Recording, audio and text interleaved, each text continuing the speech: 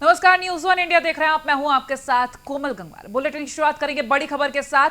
तो लखनऊ से खबर, सीबीएसई की तर्ज पर रद्द हो सकती है यूपी बोर्ड की 12वीं की परीक्षा। बैठक कर सीएम योगी जल्द ही फैसला ले सकते हैं। बता दें, कल पीएम मोदी ने सीबीएसई 12वीं की परीक्षा रद्द करने का फैसला लिया था और इसी तर्ज पर यूपी बोर्ड की 12वीं की परीक्षा रद्द करने का फैसला भी लिया जा सकता है।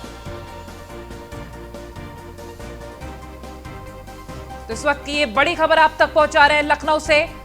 सीबीएसई की तर्ज पर यूपी बोर्ड की 12वीं की परीक्षा रद्द हो सकती है। बीते कल ही पीएम मोदी ने सीबीएसई 12वीं की परीक्षा रद्द करने का फैसला लिया था बैठक में और जल्द ही सीएम योगी आदित्यनाथ भी फैसला ले सकते हैं। यूपी बोर्ड परीक्षा को लेकर 12वीं की ये बोर्ड परीक्षा रद्द की जा सकती है। बैठक में फैसला लिया जा सकता है।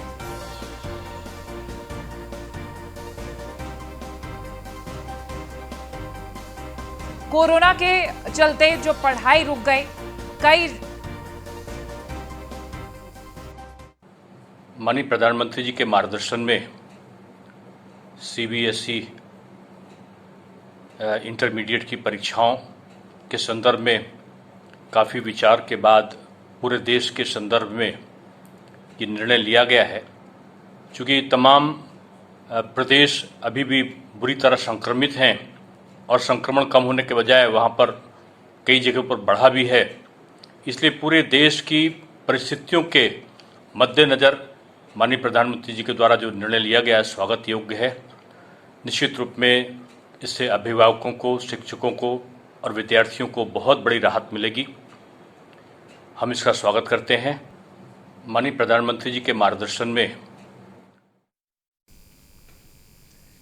तो बैठक कर सीएम योगी जल्द ही फैसला ले सकते हैं यूपी बोर्ड 12वीं की परीक्षा को लेकर। बता दें, छात्रों के स्वास्थ्य को देखते हुए, क्योंकि बढ़ते संक्रमण के बीच छात्रों का स्वास्थ्य ज्यादा महत्व रखता है, ऐसे में पीएम नरेंद्र मोदी ने बीते कल बैठक कर सीबीएसई 12वीं परीक्षा रद्द कर दी और आज अगर हम बात कर रहे हैं यूपी बोर्ड के 12वीं की परीक्षाओं को लेकर, तो जल्द ही इस पर भी फैसला हो सकता है।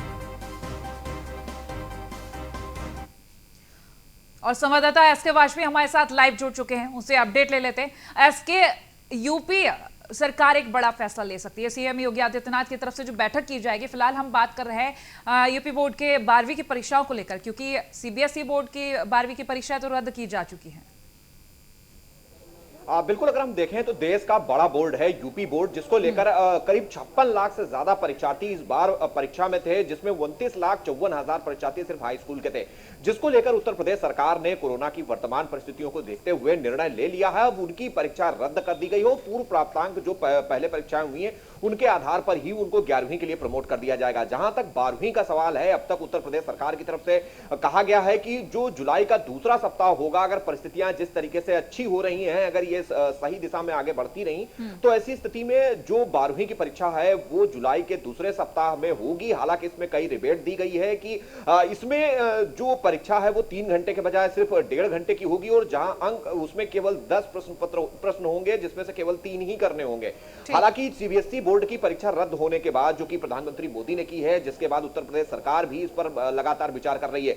Deputy CM doctor Dinesh Sharma, जिनके पास में उच्च शिक्षा विभाग साथ ही साथ माध्यमिक शिक्षा विभाग का भी चार्ज है, तो ऐसी स्थिति में उन्होंने कल बयान जारी किया है कि हम इस विषय में लगातार विचार कर रहे हैं। छात्रों के भविष्य को लेकर सरकार पूरी तरीके से सजग है। हम कोशिश कर रहे हैं कि सत्र किसी तरीके से लेट ना हो और जो भी ऐसे परीक्षार्थी हैं जो परीक्षा अगर नहीं दे पाते हैं, तो ऐसी स्थिति में उनका क्या होगा उसको लेकर हम मंथन कर रहे हैं। हालांकि जो शिक्षा विभाग के उच्च अधिकारी हैं उनके साथ बैठक हो चुकी है।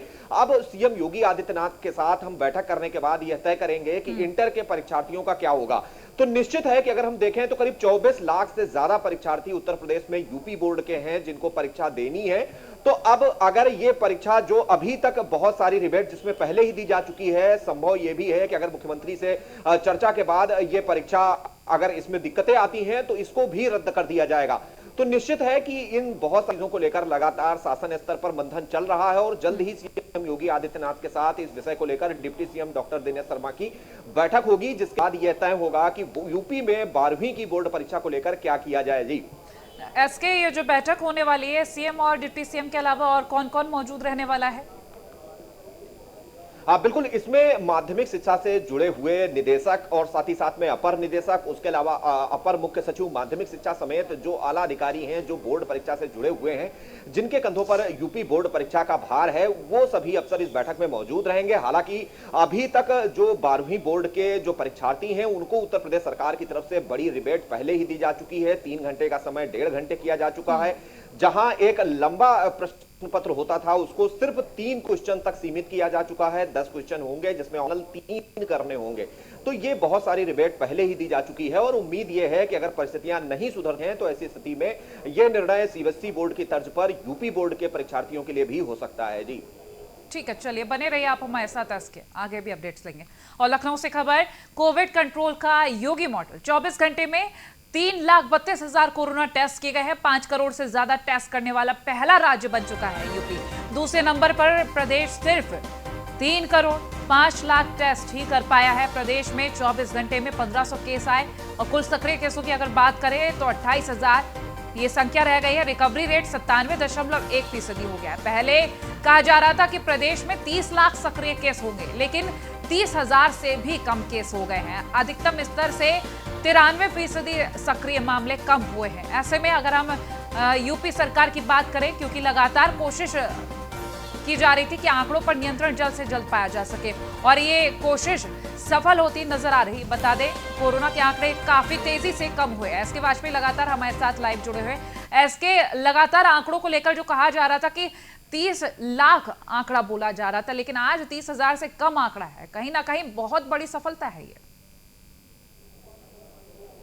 बिल्कुल, अगर हम देखें तो उत्तर प्रदेश सरकार ने जिस तरीके से सीएम योगी आदित्यनाथ का 3T मॉडल जो अपनाया और उस मॉडल को अपनाने के बाद जिस तरीके से उत्तर प्रदेश में कोरोना का ग्राफ गिरा है, तो निश्चित है दिखा रहा है कि इस फार्मूले ने कितने बेहतर तरीके से काम किया है। हालांकि अगर हम उत्तर प्रदेश की बात करेंगे, जो इसमें सबसे महत्वपूर्ण कड़ी थी वो टेस्टिंग थी, जो कि अब तक 5 करोड़ की टेस्टिंग हो चुकी है। जो देश में दूसरे नंबर का प्रदेश है जिसने सबसे ज्यादा टेस्टिंग की है, वो 3.5 करोड़ पर है।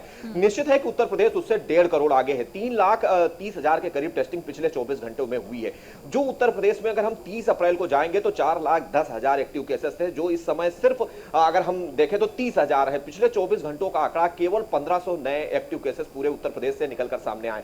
तो ऐसी स्थिति में लगातार उत्तर प्रदेश में कोरोना का ग्राफ गिर रहा है। 3,10,000 से अब वो एक्टिव केसेस केवल 30,000 या 28,000 करीब पहुंच चुके हैं। तो निश्चित है कि ये उत्तर प्रदेश में जिस तरीके से इस मॉडल पर काम हुआ, लोगों का तेजी से साथ टेस्ट हुआ, टेस्ट के साथ ट्रेसिंग की गई, जो उनके कांटेक्ट में लोग आए थे साथ ही साथ में उनको ट्रीट किया गया। अगर वो गंभीर मरीज थे तो उनको हॉस्पिटलाइज किया गया, अगर नॉर्मल थे या एसिम्प्टोमिक थे तो उनको घर पर ही प्रोटोकॉल की दवाएं उपलब्ध कराई गई। गांव-गांव उत्तर प्रदेश के 97,000 गांवों में 72,000 टीमों ने लगातार कैंप किया। जो रैपिड रिस्पांस टीमें थी, उन्होंने एक एक व्यक्ति की टेस्टिंग की। उसका सीधे तौर पर फायदा मिलता हुआ इसमें दिख रहा है, जिसमें उत्तर प्रदेश जो कि देश की सबसे बड़ी आबादी का प्रदेश है, उसमें कोरोना का ग्राफ निश्चित तौर पर पूरी तरीके से गिरता हुआ दिखाई दे रहा है। जी ठीक है, इसके बने रहिए, आगे भी अपडेट्स लेंगे आपसे। और खबर लखनऊ से ही, यूपी बीजेपी की बैठक का तीसरा दिन है। बता दें, लखनऊ मुख्यालय में लगातार तीसरे दिन भी यह बैठक जारी है। बीजेपी विधायकों के साथ बीएल संतोष की बैठक फिलहाल खत्म हो चुकी है। बीजेपी कार्यालय में सांसद और मंत्रियों के साथ ये बैठक थी, जो कि खत्म हो गई है। अब बीजेपी की मीडिया टीम के साथ बैठक हो रही है। बता दें, बीएल संतोष, हरीशचंद्र श्रीवास्तव, समीर सिंह बैठक में मौजूद है। पार्टी के प्रवक्ताओं को बैठक में बुलाया गया है। मनीष शुक्ला, हीरो वाजपेयी इस बैठक में मौजूद है।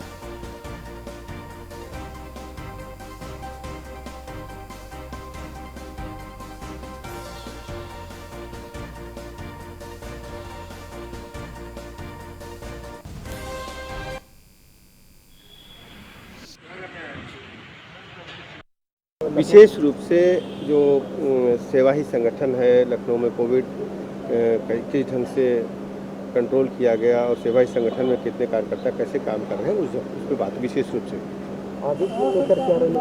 आप जो सोच रहे हैं वैसा कुछ बात नहीं। ये लखनऊ के लोगों को, लखनऊ में दरअसल जहाँ पे हमारे ऐसे राष्ट्रीय नेता जाते हैं, वहाँ पर जिस स्थान पर जाते हैं वहाँ कार्यकर्ताओं से व्यक्तिगत रूप से भी मिलते हैं। देखिए, हमारे सब वरिष्ठ लोग हैं, उनका मार्गदर्शन मिला।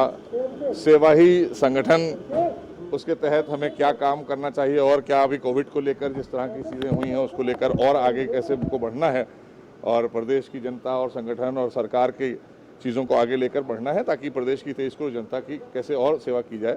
तो सेवा ही संगठन के माध्यम से मार्गदर्शन। और लिए चलते हैं सीधा आपको सीएम योगी की बैठक में जो टीम 9 के साथ चल रही है।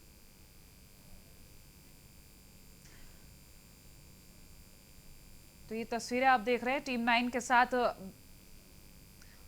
बैठक चल रही है और फिलहाल जो तस्वीरें आपको दिखा रहे थे वो टीम 9 के साथ बैठक चल रही थी। इस तरीके से हम आप तक हर पल की अपडेट पहुंचा रहे हैं। फिलहाल लखनऊ से जो खबर आप तक पहुंचा रहे थे कि बीजेपी की जो बैठक चल रही थी, लगातार तीसरा दिन बीएल संतोष की बैठक, अभी फिलहाल बैठक खत्म हो चुकी है। हमारे साथ एसके वाजपेयी भी जुड़े हुए लाइव, उनसे जानकारी ले लेते हैं। एसके, मंत्रियों के साथ और सांसदों के साथ जो बैठक चल रही थी बीजेपी कार्यालय पर, फिलहाल खत्म हो गई है।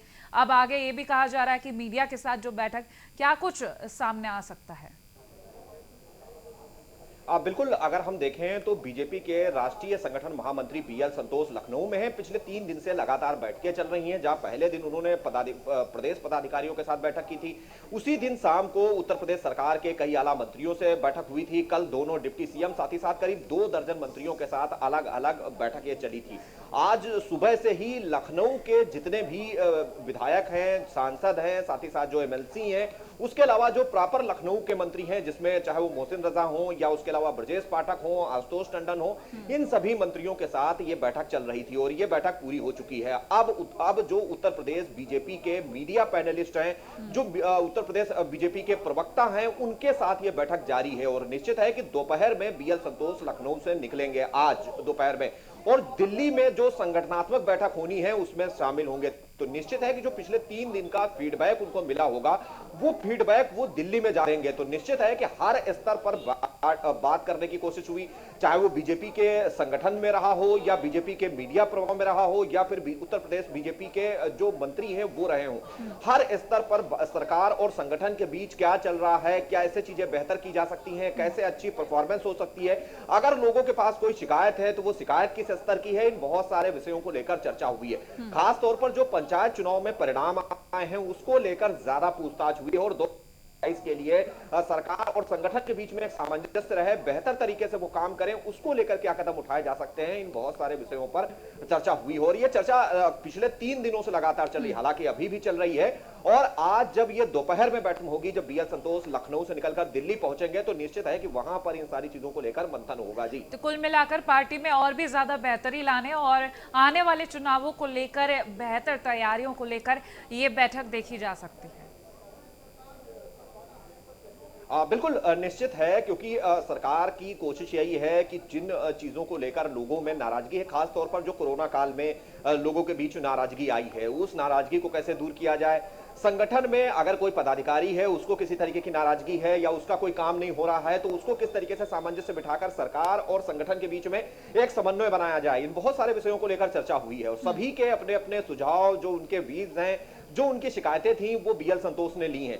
तो निश्चित है कि ये सारी चीजें यहां से लेने के बाद दिल्ली में रखने की बात होगी। और अगर हम देखें तो जो बीजेपी के राष्ट्रीय महामंत्री बीएल संतोष लगातार पिछले 3 दिनों से बैठकें कर रहे हैं, उन्होंने कल देर रात एक ट्वीट भी किया जिसमें उत्तर प्रदेश सरकार की कोरोना को लेकर उठाए गए कदमों, जो कोरोना को लेकर उत्तर प्रदेश सरकार ने प्रयास किए, जो भी इंतजाम किए, उन पर कहीं ना कहीं एक ट्वीट किया था और उस ट्वीट के जरिए बताने की कोशिश की थी कि उत्तर प्रदेश सरकार बेहतर तरीके से काम कर रही है, खासतौर पर कोरोना काल में। जिस तरीके से उत्तर प्रदेश की पॉपुलेशन है, उस हिसाब से उत्तर प्रदेश सरकार ने बेहतर कदम उठाए, ये बताने की कोशिश भी उन्होंने। ठीक है, इसके बहुत शुक्रिया तमाम जानकारियों के लिए। खबरों में आगे बढ़ेंगे तो वाराणसी से खबर, काशी विश्वनाथ कॉरिडोर में मकान गिरने का मामला सामने आया। जर्जर गोयनका छात्रावास भवन गिरने के बाद एक्शन में है जिला प्रशासन। बता दें, डीएम कौशल राज शर्मा ने नगर आयुक्त को चिट्ठी लिखी, जिले में जर्जर मकानों की सूची तैयार करने की उन्होंने बात कही है। बता दें, मकान मालिकों को मकान दुरुस्त करने का नोटिस दिया गया है। अगर मकान मालिक नहीं मानते हैं तो नगर निगम कार्रवाई करे और नगर निगम मकान को गिराए और पैसे मकान मालिकों से वसूले जाए। गोयनका छात्रावास गिरने के बाद पीएमओ ने भी रिपोर्ट मांगी है। तो जितने भी जर्जर मकान हैं उन सभी की रिपोर्ट बनाई जाए और पीएमओ ने रिपोर्ट मांगी है। बता दें, गोयनका छात्रावास जो गिरा है उसकी और काशी विश्वनाथ कॉरिडोर में ये जो मकान गिरने का मामला सामने आया, उसके बाद एक्शन में है जिला प्रशासन। डीएम कौशल राज शर्मा ने नगर आयुक्त को चिट्ठी लिखी। संवाददाता आकाश यादव हमारे साथ फोन लाइन पर जुड़ गए हैं अधिक जानकारी के लिए। आकाश, आपसे जानेंगे ये जो मामला सामने आया मकान गिरने का, इसके बाद अब तमाम उन मकानों की लिस्ट तय करने के भी निर्देश दिए गए हैं जो जर्जर हो चुके हैं। जी बिल्कुल, मामला हाई प्रोफाइल हो गया, जिसके बाद जिलाधिकारी ने नगर आयुक्त को पत्र लिखा। उन्होंने पत्र में साफ साफ कहा कि शहर में जितने भी जर्जर भवन हो उनकी सूची तैयार की जाए, और सूची तैयार करने के बाद 2 सप्ताह में उस भवन स्वामियों को नोटिस भेजी जाए कि वो अपने से ये मकान को दुरुस्त कराए, या तो नगर निगम खुद अपने पैसे से अपने संसाधनों से इस मकान को दुरुस्त कराएगा या जर्जर मकानों को तोड़ेगा, लेकिन पैसा पूरा भूस्वामी को देना होगा। ऐसा मामला कल, हालांकि पीएम मोदी ने कल जब विश्वनाथ कॉरिडोर के भवन जब गिरा 2 मंजिला, उसके बाद 2 मजदूर वहां मरे, 8 घायल हो गए, जिसके बाद पीएम मोदी ने मंडलायुक्त से बात करते हुए और लास्ट शब्द उन्होंने कहा कि ऐसा नहीं होना चाहिए। उसके साथ साथ पीएमओ से रिपोर्ट मांगी गई है। बनारस में ये मंजिला जो मकान जो गिरा है, इसकी रिपोर्ट पूरी तैयार करके जिला प्रशासन से मांगी जा रही है। तो कुल मिला के जिला प्रशासन अब एक्शन मोड में आ गया है कि जर्जर भवन की पूरी सूची तैयार करके रिपोर्ट खंगाली जा रही है। जी ठीक, अभी फिलहाल हम अगर इस मामले की अपडेट लेना चाहें, इस मामले में क्या कुछ किया जा रहा है, लिस्ट तो मांग ली है, लेकिन ये जो मकान गिरा है कितना, क्या नुकसान, किसी की जान माल को नुकसान? जी बिल्कुल, आपको बता दें कि शुरू में जब मकान गिरा तो उसमें 9 लोग घायल हो गए, जिसके बाद आनंद फानंद में कपिल जोरा अस्पताल ले जाया गया, जहां 2 लोगों की मृत्यु हो गई। हालांकि प्रधानमंत्री नरेंद्र मोदी ने मृतकों को 5-5 लाख, वही घायलों को 50-50 हजार रुपए शुल्क अदा करने के लिए खुद घोषणा किया। उसके साथ साथ अधिकारियों से सख्त निर्देश दिया कि कोई भी आवश्यकता पड़े तो जरूरत पड़े तो पीएमओ कार्यालय से भी ले सकते हैं। ठीक है, चलिए, बहुत शुक्रिया तमाम जानकारियों के लिए।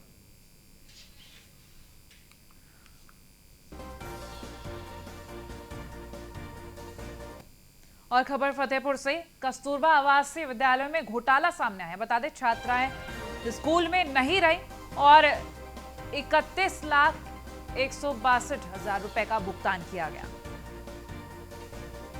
13 विकास खंडों में 10 ब्लॉकों में कस्तूरबा आवासीय विद्यालय संचालित है। हर विद्यालय में 100 छात्राओं का पंजीकरण किया गया है। खाने में 20,07,013 रुपए और मेडिकल केयर में 5 लाख के करीब की खपत बताई जा रही है। स्टेशनरी और शिक्षण सामग्री में 5.5 लाख के करीब खपत बताई जा रही है। 11 से 14 वर्ष की बच्चियां होती हैं और कक्षा 6 से 8 तक की कक्षाएं होती हैं, आवासीय वहीं पर रहकर। मतलब ये घोटाले जैसा कुछ भी नहीं है, सारी चीज़ें ऑनलाइन हैं और पोर्टल पर त्रुटि बस दिख नहीं रहा है।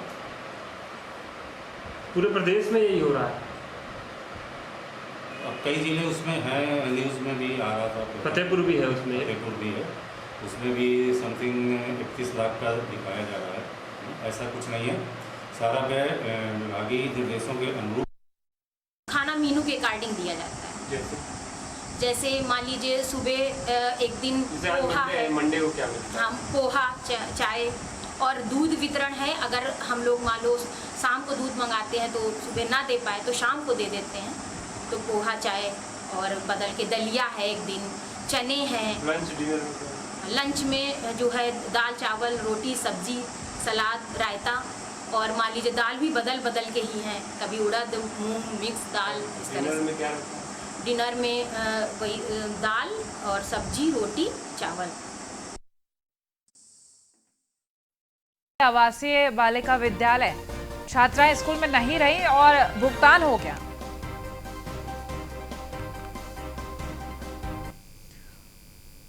और अब खबर रायबरेली से, दुकानदार ने नशेड़ी को जमकर पीटा है। सड़क पर घसीटते हुए दूसरे कोने पर फेंक दिया।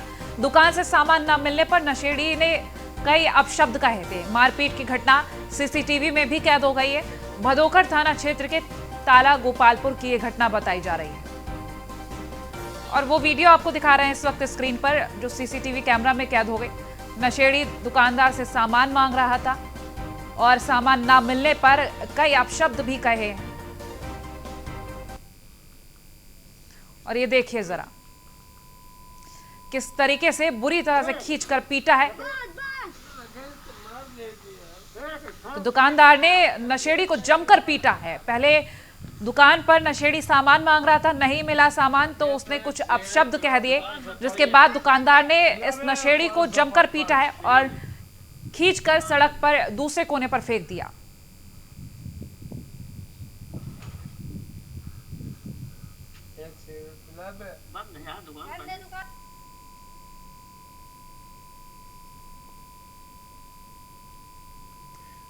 तो फिलहाल ये वीडियो आप अपनी स्क्रीन पर देख रहे हैं।